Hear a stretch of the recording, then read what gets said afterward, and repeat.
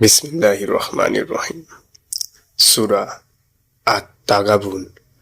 আয়াত সংখ্যা 18টি, সূরা সংখ্যা 64, পারা 28। নবমণ্ডল ও ভূমণ্ডলে যাহা কিছু আছে সবই আল্লাহর পবিত্রতা ঘোষণা করে। রাজত্ব তারই এবং প্রশংসা তারই। তিনি সর্ববিষয়ে সর্বশক্তিমান।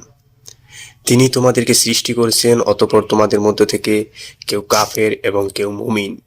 তোমরা যা করো আল্লাহ তা দেখেন। তিনি নবমণ্ডল ও ভূমণ্ডলকে যথাযথভাবে সৃষ্টি করেছেন এবং তোমাদেরকে আকৃতি দান করেছেন।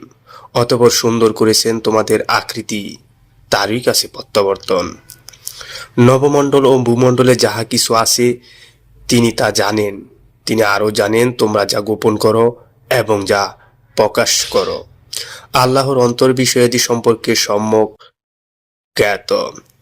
তোমাদের পূর্বে যারা কাফের ছিল তাদের বৃত্তান্ত কি তোমাদের কাছে পৌঁছায়নি? তারা তাদের কর্মের শাস্তি আস্বাদন করেছে এবং তাদের জন্য রয়েছে যন্ত্রণাদায়ক শাস্তি। এটা এ কারণে যে তাদের কাছে তাদের রাসূলগণ প্রকাশ্য নির্দেশনাবলী সহ আগমন করলেও তারা বলতো, মানুষই কি আমাদেরকে পথ প্রদর্শন করবে? অতঃপর তারা কাফের হয়ে গেল এবং মুখ ফিরিয়ে নিল। এতে আল্লাহর কিছু আসে যায় না। আল্লাহ অমুখাপেক্ষী প্রশংসিত। কাফেররা দাবি করে যে তারা কখনো পুনরুত্থিত হবে না। বলুন, অবশ্যই হবে। আমার পালনকর্তার কসম, তোমরা নিশ্চয়ই পুনরুত্থিত হবে, অতঃপর তোমাদেরকে অবহিত করা হবে যা তোমরা করতে। এটা আল্লাহর পক্ষে সহজ। অতএব তোমরা আল্লাহর, তার রাসূল এবং অবতীর্ণ নূরের প্রতি বিশ্বাস স্থাপন করো। তোমরা যা করো সে বিষয়ে আল্লাহ সম্যক অবগত। সেদিন অর্থাৎ সমাবেশের দিন আল্লাহ তোমাদেরকে সমবেত করবেন। এই দিন হার জিতের দিন।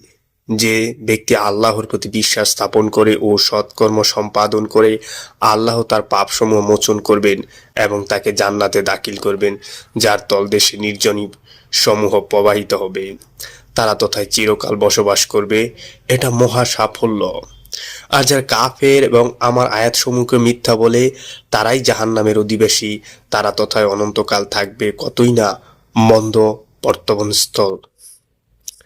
আল্লাহর নির্দেশ ব্যতিরেকে কোনো বিপদ আসে না এবং যে আল্লাহর প্রতি বিশ্বাস করে তিনি তার অন্তরকে সৎপথ প্রদর্শন করেন। আল্লাহ সর্ববিষয়ে সম্যক পরিজ্ঞাত। তোমরা আল্লাহর আনুগত্য করো এবং রাসূলের আনুগত্য করো।